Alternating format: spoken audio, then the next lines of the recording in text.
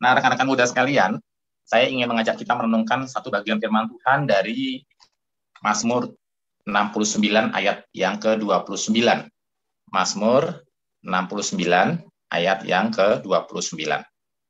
Kalau di Alkitab yang di HP atau yang Alkitab elektronik ya, mungkin ayat 28. Mazmur 69 ayat 28. Kalau di Alkitab elektronik atau Mazmur 69 ayat 29 di Alkitab cetak ya. Demikian firman Tuhan. Biarlah mereka dihapuskan dari kitab kehidupan. Janganlah mereka tercatat bersama-sama dengan orang-orang yang benar. Saya ulangi firman Tuhan ini. Biarlah mereka dihapuskan dari kitab kehidupan. Janganlah mereka tercatat bersama-sama dengan orang-orang yang benar. Nah, rekan-rekan muda sekalian, kalau di Alkitab cetak saya, ayat ini saya kasih tanda tanya. Karena waktu itu saya bingung, apa maksudnya dihapus dari kitab kehidupan. Nah, cara kita mengetahui suatu bagian Alkitab, yuk kita coba lihat terjemahan lain. Misalnya terjemahan bahasa Indonesia masa kini ya. Biarlah nama mereka dihapus dari buku orang hidup dan tidak tercatat dalam daftar orang jujur. Buku orang hidup dan tidak tercatat dalam daftar orang jujur. Jadi, the book of the living, ya, buku orang hidup. Nah, sedangkan kalau kita lihat di dalam terjemahan firman Allah yang hidup, biarlah orang-orang ini dihapuskan dari daftar orang-orang yang hidup, dan jangan berikan kepada mereka sukacita hidup bersama-sama dengan orang-orang benar. Ada daftar orang-orang yang hidup, ya. Jadi itulah terjemahan yang diberikan oleh beberapa alternatif terjemahan Alkitab. Ya, jadi ini sebuah strategi yang bagus buat kita ya rekan-rekan, kalau kita membaca firman Tuhan dan ada satu ayat yang mungkin membuat kita sedikit bertanya-tanya sehingga memberikan tanda tanya ya, seperti di Alkitab saya nih ya, ada tanda tanyanya, kelihatan nggak? Ada ya. Ini karena saya membaca Alkitab sambil mikir ya, jadi saya baca Alkitab itu sambil merenungkan. Kemudian kalau ada yang membingungkan, saya kasih tanda tanya. Apa maksudnya ya? Nah, kitab kehidupan yang dimaksud di sini, terjemahannya itu the book of the living, ya, kitab orang-orang hidup atau daftar orang-orang hidup. Kata the book of the living atau kitab orang-orang hidup itu sebenarnya latar belakangnya begini. Zaman dulu orang kan hidup dalam kota-kota ya, dalam kota-kota, dan kota-kota zaman dulu pun nggak seperti kita gitu. Kota-kota zaman dulu tuh biasanya dilindungi oleh tembok-tembok kota, jadi jelas kelihatan batas kotanya. Ya, jadi misalnya antara kota Jayapura dengan Kerom, misalnya Kerom juga kota ya, itu pasti ada temboknya, batas tembok kotanya. Tidak seperti kita sekarang keluar masuk hanya dibatasi gapura ya, enak banget keluar masuk ya. Zaman dulu ada temboknya. Dan penduduk di dalam kota itu pasti daftar, pasti ada daftarnya, daftar penduduk kota itu. Nah, orang-orang yang bukan termasuk penduduk kota itu berarti dia tidak terdaftar, ya, tidak tersensus, tidak terdaftar, tidak ada dalam kitab orang-orang yang ada dalam kota itu. Nah, teman-teman, kitab Mazmur ini kan sebetulnya adalah ungkapan hati dari pemazmur ya. Pemazmur berdoa kepada Allah, memohon pembelaan Allah, meminta Allah membela dia dari orang-orang yang merupakan musuh-musuh Allah. Dan dalam ungkapan hatinya, pemazmur mengatakan biarlah orang-orang yang menjadi musuh-musuh Allah itu dihapuskan dari kitab kehidupan, dari the book of the living. Jadi dengan kata lain, Tuhan Engkau yang melawan mereka, ya, karena mereka memusuhi kami umat Allah, Engkau yang menghadapi mereka, Engkau yang dalam tanda kutip ya membinasakan mereka, Engkau yang menjadi lawan mereka. Nah, itu maksudnya pemazmur mengungkapkan isi hatinya untuk Tuhan, Engkau yang membela kami dan Engkaulah yang melawan mereka, Engkaulah yang membinasakan mereka, Engkaulah yang mematikan mereka, begitu ya. Itu ungkapan lain dari menghapus dari kitab kehidupan, the book of the living. Jadi kata kitab kehidupan di dalam Mazmur ini berkaitan dengan hidup secara jasmani ini ya, hidup ya. Jadi intinya Tuhanlah yang kiranya menghukum mereka, mematikan mereka, karena mereka memerangi kami terus dan kami tidak berdaya. Engkaulah yang memerangi mereka, Engkau yang membela kami, begitu ya. Nah, teman-teman, jadi the book of the living ya, kitab kehidupan dalam Mazmur ini bicara soal hidup secara jasmani, secara keberadaan fisik, begitu ya. Nah, ketika saya merenungkan bagian ini, saudara, saya teringat ya, di dalam dunia ilmu pengetahuan, hidup manusia secara fisik ini ya, ternyata juga mempunyai istilah buku kehidupan, the book of life ya, buku kehidupan. Ada istilah the book of life atau buku kehidupan terkait dengan tubuh jasmani kita ini. Nah, saudara, kamu bisa lihat di YouTube Ya, kalau nanti setelah kebaktian ini lihat di YouTube, apa sih maksudnya The Book of Life, tapi terkait dengan kehidupan fisik ini. Nah, saudara, apa maksudnya? Nah, Anda bisa lihat nanti di YouTube. Nah, sekarang saya hanya akan kasih cuplikannya aja. Saya hanya akan kasih cuplikannya bahwa kata The Book of the Living atau kitab kehidupan di dalam Mazmur ini bicara soal kehidupan secara fisik, dan ternyata itu juga disinggung di dalam ilmu pengetahuan modern ya tentang adanya The Book of Life menyangkut tentang kehidupan fisik ini. Nah, memang saya perlu ingatkan, pertama-tama saya perlu ingatkan, Alkitab itu bukan buku sains. Alkitab itu ditulis bukan sebagai buku teks ilmu pengetahuan untuk kalian belajar biologi, belajar matematika, belajar astronomi, begitu ya. Karena itu tidak heran kalau pernyataan-pernyataan di Alkitab kadang-kadang tidak sesuai dengan kacamata orang modern. Misalnya begini, penulis Alkitab menggambarkan matahari itu seolah-olah berjalan, ya, seolah-olah berjalan dari ujung timur ke ujung barat. Tapi itu kan gaya bahasa yang digunakan penulis Alkitab zaman dulu untuk menyatakan sebuah fenomena yang kelihatan. Sama kayak kita kan juga sekarang ngomong gitu ke anak-anak ya, tuh lihat mataharinya jalan begitu kan. Karena itu fenomenanya. Fenomena tuh yang kelihatan oleh panca indera kita tuh ya memang mataharinya kelihatan jalan gitu. Tapi kan bukan berarti kemudian Alkitab mengajarkan bahwa matahari mengitari bumi. Tidak itu maksud Alkitab. Alkitab bukan buku sains yang bermaksud mengajarkan kepada kita, tuh pemazmur mengatakan Alkitab itu berjalan menari-nari mengitari bumi, berarti bumilah pusat tata surya. Nah, itu bukan maksud Alkitab mengatakan demikian. Karena yang Alkitab katakan itu cuma fenomenanya aja. Sama kayak kita kalau ngajarin anak-anak, lihat tuh, mataharinya jalan tuh, gerak tuh. Nah, padahal kan kita tahu ya, ilmu pengetahuan modern, ya kita tahu dalam tata surya kita yang bergerak mengitari matahari adalah bumi dan planet-planet yang lain gitu. Nah, jadi jangan cepat-cepat salahkan penulis Alkitab. Demikian juga kita mesti sadar meskipun Alkitab itu bukan buku teks ilmu pengetahuan, tapi memang kadang-kadang ada bagian-bagian Alkitab yang ternyata nantinya di kemudian hari dalam kacamata orang modern ternyata itu bisa dikonfirmasi, ya. Ternyata bisa memperlihatkan sebuah keselarasan. Nah, salah satunya kalimat The Book of Living ini, ya. Dalam konteks Mazmur, The Book of Living, sekali lagi itu bicara soal kehidupan secara fisik, tadi saya bilang ya, kehidupan secara jasmani, The Book of the Living, artinya kehidupan di tengah-tengah manusia, begitu. Ya. Nah, ternyata di teks ilmu pengetahuan, kita juga baru menemukan ada satu bagian dari hidup manusia secara fisik ini yang disebut sebagai The Book of Life. Teman-teman tahu apa itu? Di YouTube banyak sekali itu, The Book of Life. Nah, sekarang saya persilahkan untuk Pak Brando itu nyetel video yang saya sudah titipkan, hanya 2 menit, videonya hanya 2 menit dalam bahasa Indonesia. Jadi tolong disimak baik-baik, The Book of Life, terkait dengan hidup jasmani atau fisik manusia. Buat kalian yang suka nonton gosip, pasti tahu berita tentang seorang bapak yang menantang seorang pemuda untuk melakukan tes DNA. Tapi, pernah mikir nggak sih sebenarnya apa itu DNA? Setiap makhluk hidup memiliki miliaran sel yang membentuk dirinya, mulai dari sel kulit, sel darah, hingga sel saraf. Meskipun berbeda bentuk dan ukuran, setiap sel ini sama-sama memiliki bagian inti yang disebut sebagai nukleus. Di dalam nukleus inilah DNA berada. DNA atau asam deoksiribonukleat sendiri adalah molekul yang menyimpan instruksi genetik pada setiap makhluk hidup.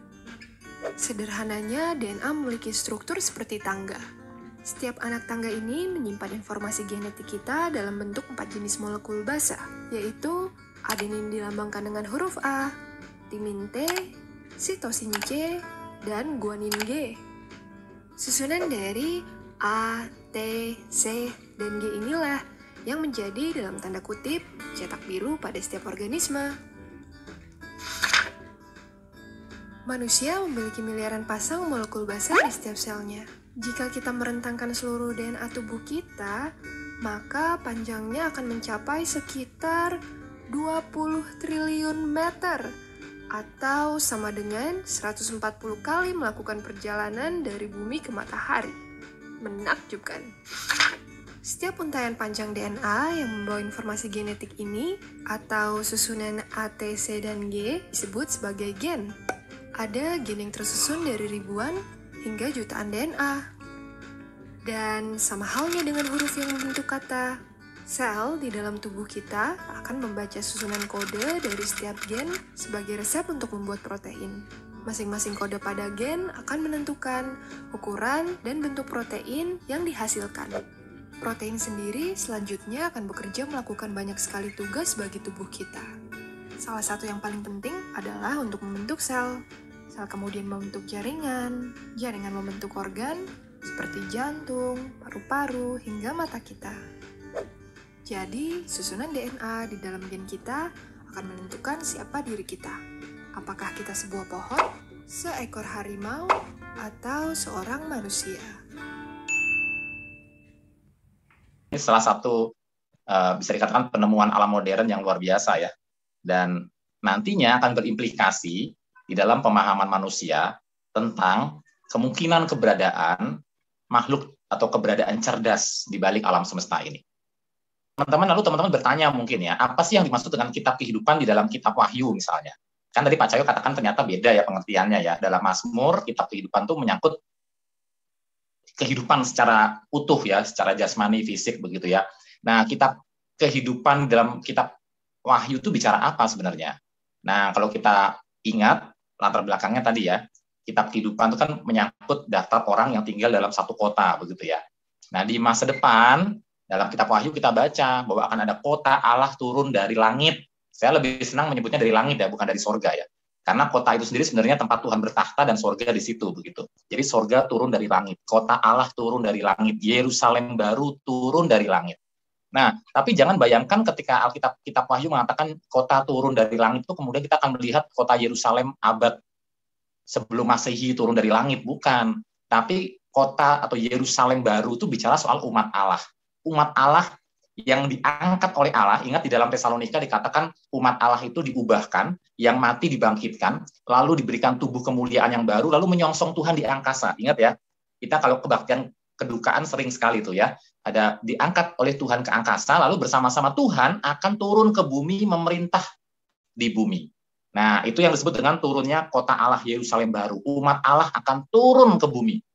Setelah menyongsong Tuhan di angkasa, umat Allah akan turun di bumi, dan bumi akan menjadi langit dan bumi yang baru. Jadi sorga kita tuh ya di bumi ini, tapi langit dan bumi yang sudah diperbaharui, dan kita memasukinya dengan tubuh kemuliaan, tubuh yang baru. Nah, saudara-saudara, disitulah orang-orang yang tercatat dalam kitab kehidupan, maksudnya adalah orang-orang yang menjadi anggota umat Allah. Nah, itu maksudnya kitab kehidupan di kitab Wahyu. Adalah orang-orang yang terdaftar sebagai penduduk kota Yerusalem yang baru. Dan kota Yerusalem yang baru, sekali lagi ingat ya, itu menunjuk kepada umat Allah. Nah, saudara, jadi ada the book of life, itu yang di kitab Wahyu, ya kitab kehidupan. Ada the book of the living, itu yang dalam kitab Mazmur ini ya. Nah, tapi apa yang bisa kita pelajari, saudara-saudara? Tadi kita sudah belajar tentang adanya the book of living di dalam kitab Mazmur. Dan ternyata the book of living di sana, menurut beberapa penafsir ya, itu bicara soal hidup dalam pengertian hidup secara material ya, hidup secara material. Nah, ini agak beda dengan yang dimaksud dengan the book of life dalam kitab Wahyu atau kitab Filipi misalnya ya. Nah, kalau dalam kitab Wahyu, dalam kitab Filipi, ini bicara soal kehidupan di tengah-tengah umat Allah ya, hidup umat Allah. Nah, itu maksudnya ya, yang ada di Yerusalem baru, yang ada di kota Allah. Sedangkan the book of living ini bicara hidup secara umum, termasuk hidup secara fisik ya, hidup secara fisik. Nah, menarik sekali ya saudara-saudara ya, karena ternyata di alam ilmu pengetahuan modern, kita mengenal ada istilah the book of life. Ya, the book of life yang memberikan kepada kita cetak biru atau the blueprint of life. Dan ini yang disebut dengan DNA. Nah, saudara, sekali lagi ya, kitab Mazmur tidak sedang bermaksud bicara soal DNA. Kitab Mazmur tidak sedang bicara soal ilmu pengetahuan. Tapi kitab Mazmur hanya menggunakan sebuah bahasa yang ternyata di alam dunia modern itu bisa dikonfirmasi. Ternyata hidup fisik manusia itu juga bagaikan sebuah buku. Hidup fisik kita secara material dengan adanya sel, adanya gen, dan ada DNA, itu juga digambarkan seperti sebuah buku. Nah, itu menarik, saudara-saudara, luar biasa sekali ya. Sekali lagi, Alkitab tidak bermaksud sedang bicara tentang ilmu pengetahuan. Tetapi, karena Allah adalah pencipta dua kitab, ya. Kalian pernah dengar khotbah saya, Allah menciptakan dua kitab. Kitab apa saja? Kitab suci dan kitab alam. Kitab suci itu adalah penyataan Allah untuk bagaimana manusia tuh bisa mengenal keselamatan di dalam Tuhan Yesus Kristus. Nah, tapi lewat kitab alam, Allah menyatakan keberadaannya, kebesarannya, sifat-sifatnya, kemahakuasaannya yang sebetulnya tidak dapat disangkal oleh siapapun. Nah, sekali lagi ya, orang bertumbuh sebagai orang berdosa, berusaha untuk otonomi dari Allah. Kan hakikat dosa adalah otonomi dari Allah. Senantiasa ingin mandiri, independen, terpisah dari Allah. Itu kecenderungan manusia berdosa. Selalu ingin independen dari Allah, ya, tidak mau bergantung, tidak mau hidup dependen dengan Allah. Nah, saudara, manusia itu naturnya ingin memisahkan diri dari Allah. Dan ilmu pengetahuan menjadi sarana bagi orang untuk tidak lagi bergantung pada Allah. Nah, ilmu pengetahuan menjadi sarana bagi manusia untuk tidak lagi belajar tunduk kepada Allah. Nah, itu disayangkan sekali. Tetapi, sekuat-kuatnya orang melawan Allah lewat ilmu pengetahuan, ingat, Allah menciptakan dua kitab, kitab suci dan kitab alam. Dua-duanya dari Allah, dua-duanya adalah kebenaran. Dan kalau itu sama-sama kebenaran, all truth is God's truth, semua kebenaran adalah kebenaran Allah, maka karena berasal dari sumber yang sama, berasal dari pribadi yang sama, pasti kedua kebenaran itu harusnya berkorelasi, tidak saling bertabrakan, tidak saling bertentangan, atau tidak saling kontradiksi, tidak kontradiksi. Nah, teman-teman, tetapi mengapa ilmu pengetahuan sekarang ini yang kita hidupi, terutama ketika bicara soal hidup kehidupan ini, begitu ya, seolah-olah melawan Allah. Dan orang Kristen itu seolah-olah orang-orang yang dinilai sebagai orang-orang yang anti ilmu pengetahuan. Maunya dengar firman Tuhan, maunya dengar firman Tuhan. Dan orang-orang yang dengar firman Tuhan itu diolok-olok sebagai orang-orang yang tidak ilmiah, orang-orang yang tidak menghargai sains. Nah, karena ada sebuah kesalahpahaman, kesalahmengertian, dan ada sebuah pemberontakan kepada Allah. Nah, sebetulnya kalau sekarang ini ada kitab alam yang interpretasinya seolah-olah melawan kitab suci, yang salah itu bukan kitab alamnya, yang salah adalah interpretasinya. Manusianya yang menginterpretasikan data yang ada di alam. Kan alam ini menyediakan data, alam ini menyediakan fakta, dan itu kan mesti diinterpretasikan. Nah, orang yang menginterpretasikan atau menafsirkan data itu, kalau melawan Tuhan, pasti akan membuat hasil interpretasinya pun melawan Tuhan. Ya, tetapi kalau ada orang yang mencintai Tuhan, memandang alam ini, segala keteraturannya dan segala kehebatannya, apalagi menyangkut tentang the book of the living, tentang kitab kehidupan, tentang hidup manusia secara jasmani, dan segala kerumitannya, maka dia justru akan memandang Allah dan memuliakan Allah. Nah, jadi sebetulnya teman-teman yang salah bukan kitab alam atau kitab suci. Yang salah adalah manusia yang menginterpretasikannya, manusia yang menafsirkannya. Apakah manusia yang menginterpretasikan itu adalah manusia yang tunduk kepada Allah atau manusia yang memberontak kepada Allah? Nah, saya membaca satu buku bagus ya teman-teman. Ini buku ini, saudara-saudara, penting dan wajib semua akademisi Kristen dan semua orang-orang yang berpendidikan ya untuk membaca buku ini. Ya, judulnya I Don't Have Enough Faith to Be an Atheist ya. Aku tidak punya cukup iman untuk menjadi seorang ateis. Ini bukunya agak tebal sekali, saudara. Ya, terbitan Saat, Seminari Alkitab Asia Tenggara. Ya, nah ini sangat tebal sekali. Tapi buku ini setidaknya kalau kalian coba baca-baca, meskipun ada banyak hal kalian tidak mengerti karena itu berbau apa ya ilmiah begitu ya. Karena kalian bukan orang sains, saya pun bukan orang sains, saya orang IPS ya. Nah, tetapi dengan membaca buku yang baik seperti ini, kalian setidaknya sebagai anak-anak muda tuh akan diberikan semacam bekal kepercayaan diri bahwa firman Tuhan itu benar. Kepercayaan diri bahwa ternyata ilmu pengetahuan kalau diinterpretasikan dengan sungguh-sungguh dan dengan apa adanya, ya, dengan benar begitu ya, ternyata justru berkesesuaian dengan firman Tuhan. Interpretasi kitab alam itu seharusnya justru selaras dengan kitab suci, tidak saling bertentangan. Sehingga yang menjadi konflik sebetulnya bukan konflik antara iman dan ilmu, tetapi antara ilmu yang baik dengan ilmu yang buruk. Dengan iman yang baik atau iman yang buruk. Nah, teman-teman, di hari Kamis kemarin saya khotbah di Youth juga, topiknya mirip-mirip dengan ini. Ya, tapi saya khotbah tentang prinsip antropi, tentang hukum antropi, begitu ya. Saya singgung sedikit di situ, meskipun saya bukan ahli fisika atau ahli geologi ya.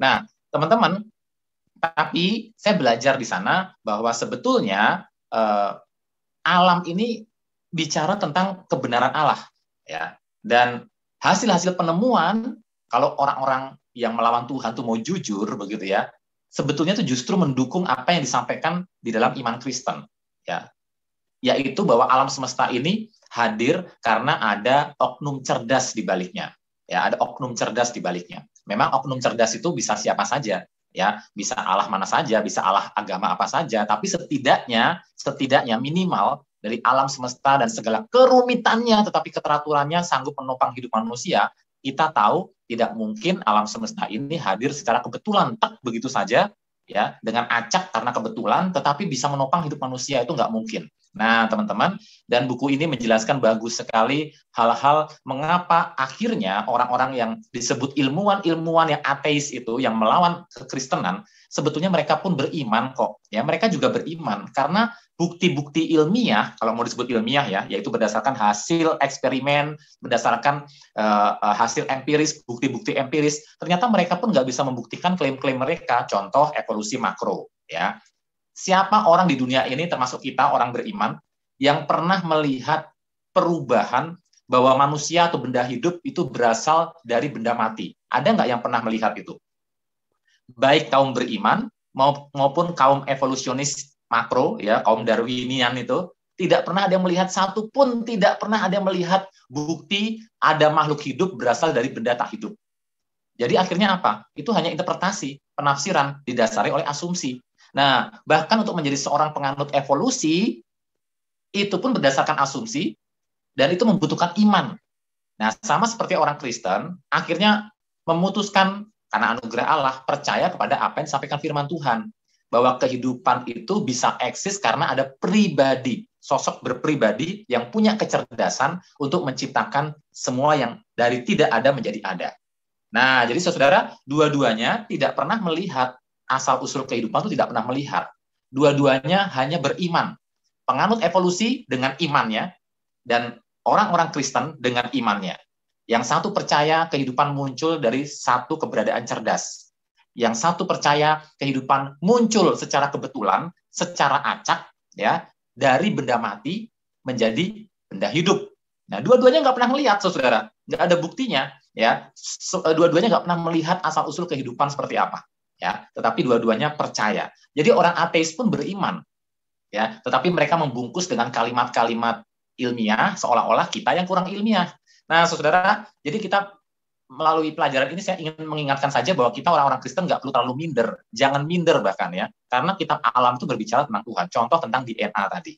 Nah ya, ternyata DNA tadi digambarkan di sana bahwa DNA itu bisa disebut sebagai buku kehidupan. Ya, bisa disebut sebagai buku kehidupan. Nanti di pelajaran kimia, pelajaran biologis, silakan dipelajari lebih detailnya. Saya hanya ingin membawanya ke dalam aspek ininya aja, aspek teologisnya saja. Nah, teman-teman, digambarkan di dalam video ini seperti ini ya, saudara-saudara ya. Semoga ini bisa kelihatan, karena tadi di video kayaknya kurang jelas ya. Nah, lihat nih, ya, di dalam sebuah rantai DNA, saudara ya, itu ada namanya DNA base, unsur-unsur nitrogen yang disebut adenin, timin, sirosin, guaninin, disingkat dengan huruf-huruf seperti A, T, C, G, dan ini berpasangan. A selalu berpasangan dengan T, C selalu berpasangan dengan G. Nah, dan huruf-huruf ini, saudara, dan kandungan unsur-unsur nitrogen ini, saudara, adalah kandungan yang biasa disebut sebagai DNA base. Nah, DNA base itu kalau mau diandaikan, itu seperti sebuah huruf dalam sebuah buku. Kalau kalian baca buku, contohnya Alkitab ya, kan ada hurufnya, huruf A, B, C, D, sampai Z kan, ada 26 abjad ya. Nah, DNA kita itu juga mengandung huruf, ya, tapi hanya 4 huruf, dan itu berpasangan begitu. Nah, setiap huruf ini ternyata mengandung informasi. Ya, ada sebuah instruksi perintah informasi, dan dari huruf itu setiap 3 DNA base, ya, 3 DNA itu seperti rangkaian sebuah kata, ya. Dan 3 DNA base itu membentuk sebuah gene atau gen, dan gen dalam tubuh manusia itu bagaikan sebuah kalimat dalam sebuah buku, dan dalam gen itu membentuk kromosom, dan kromosom itu bagaikan sebuah bab, seperti sebuah chapter, bab dalam buku, bab 1, bab 2, bab 3, bab 4, bab 5, bab 6 gitu ya. Dan dalam sebuah kromosom membentuk genom. Nah, genom itu bagaikan sebuah buku ya di dalam kehidupan seorang manusia. Nah, bayangkan teman-teman ya, jadi di dalam sel manusia itu seperti sebuah kitab, seperti sebuah buku, kitab kehidupan. Itu sebutannya dari orang-orang kaum saintis ya, the book of life. Karena di dalam gen manusia, di dalam sel manusia, itu mengandung informasi-informasi, instruksi-instruksi, yang akhirnya instruksi-instruksi itu membentuk identitas makhluk tersebut. Termasuk membentuk identitas siapa kita. Saya beda dengan Pak Brando, Pak Brando beda dengan teman-teman guru yang lain, dan kita, siswa dan guru juga semua masing-masing beda kan. Setiap kita berbeda karena susunan DNA kita berbeda-beda. Nah, pertanyaannya saudara, orang kemudian bertanya-tanya, ya, buku saja, sebuah buku ya, ketika kita melihat ada sebuah buku, misalnya kita ketemu buku di tong sampah ya, ketemu buku di tong sampah, dengan ada babnya, ada chapternya, ada halamannya, ada subbabnya, ada perikopnya, ada huruf-hurufnya, dan kita bisa mengerti huruf-hurufnya, oh ini ada kalimat doa minta perlindungan di masa tua. Kalau kita melihat ada sebuah pesan seperti ini ya, kan ada informasi, ada pesan dalam sebuah buku, kita ketemu di tong sampah, ya. Apa yang kita pikirkan dari keberadaan buku itu? Wah, aku menemukan karena faktor alam, secara acak dan kebetulan, tiba-tiba terbentuklah sebuah buku, ya. Tanpa perlu ada yang pribadi yang menjadikan. Aku melihat karena fenomena alam yang terjadi di tong sampah itu, kemudian fenomena alam itu secara acak, secara kebetulan membentuk sebuah buku yang ada judulnya. Judulnya apa? Alkitab. Terus ada babnya, ada kitabnya, Kejadian, Keluaran, Imamat, Bilangan. Wah, ini terjadi secara kebetulan. Nah, teman-teman, hanya orang bodoh yang mengatakan itu, ya. Kalau kita melihat ada sebuah buku, pasti kita sadar ada penulisnya, karena ada informasi di dalamnya, ada pesan di dalamnya, ada instruksi di dalamnya. Kita tahu itu ada pengarang cerdasnya, ada sosok cerdasnya yang menjadikan itu. Nah, contoh ya, Anda pulang ke rumah, tiba-tiba di tengah kekacauan rumah itu ya, Anda melihat ada sebuah tempelan post-it dengan tulisan singkat. Singkatnya begini, Mama pulang jam 5, rumah harus sudah beres. Tertanda, Mama. Kemudian kamu berpikir, wah hebat ya rumah ini.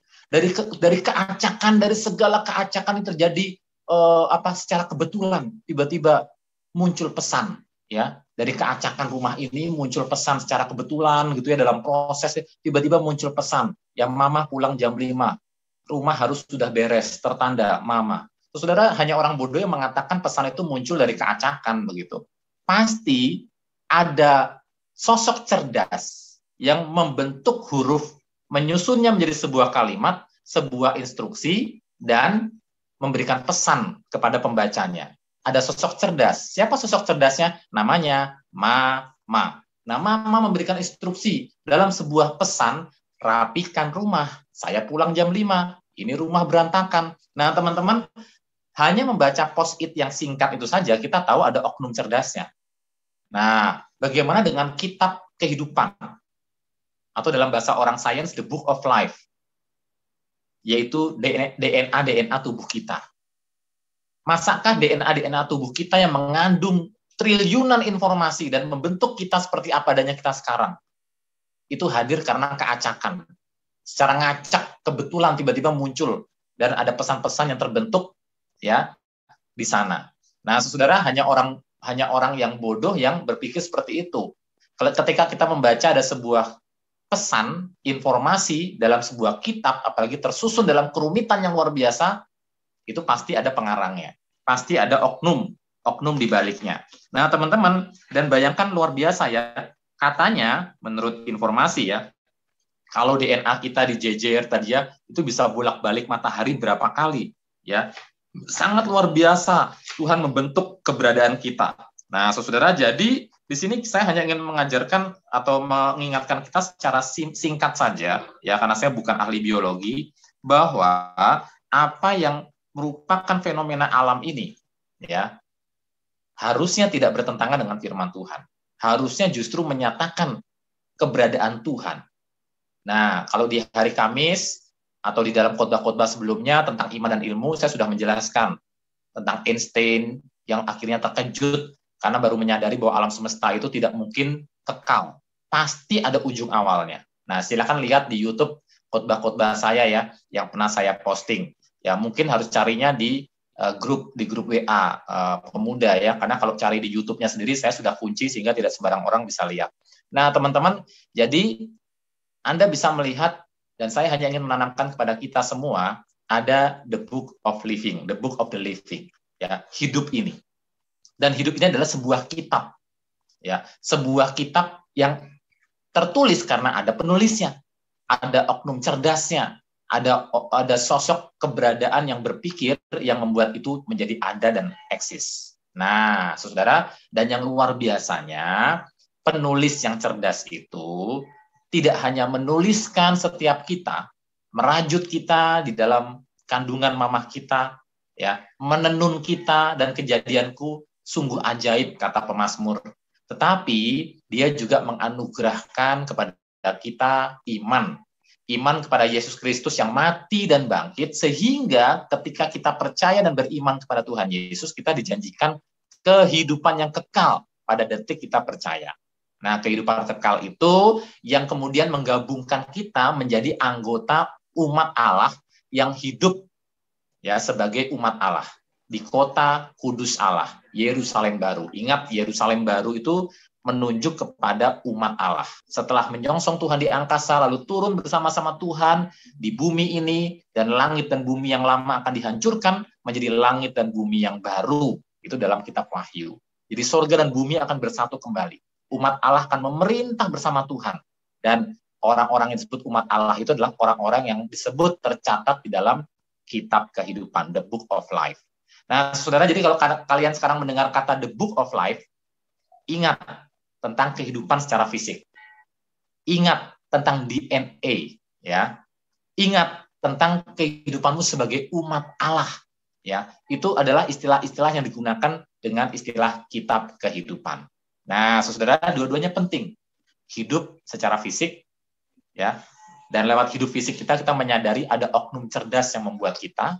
Tapi terlebih dari itu, marilah kita belajar untuk hidup menjadi anak-anak Allah, memiliki hidup kekal dengan iman percaya kepada Yesus Kristus, sehingga kita terdaftar di dalam buku kehidupan, kitab kehidupan, menjadi anggota dari kota Allah, yaitu Yerusalem baru, ya, menjadi umat Allah. Nah, teman-teman, jangan minder lagi, ya. Sebagai orang Kristen, Anda tidak anti ilmu pengetahuan. Ya, Anda orang-orang yang justru harus menekuni ilmu pengetahuan, belajar sungguh-sungguh dan temukan rahasia-rahasia kebesaran Allah lewat ilmu pengetahuan. Dan lihat keajaiban Allah. Ternyata ilmu pengetahuan justru membawa kita semakin menyadari kebesaran Allah itu. Jangan lupa baca-baca buku bagus seperti ini, bagaimana membaca ilmu pengetahuan dari perspektif iman Kristen. Sehingga Anda semakin teguh, semakin sadar yang bergumul tentang iman Kristen dan ilmu pengetahuan itu bukan Anda sendiri. Ya, banyak pendahulu-pendahulu kita yang sudah menulis buku-buku bagus, hanya saja mungkin Anda kurang informasi atau malas membaca.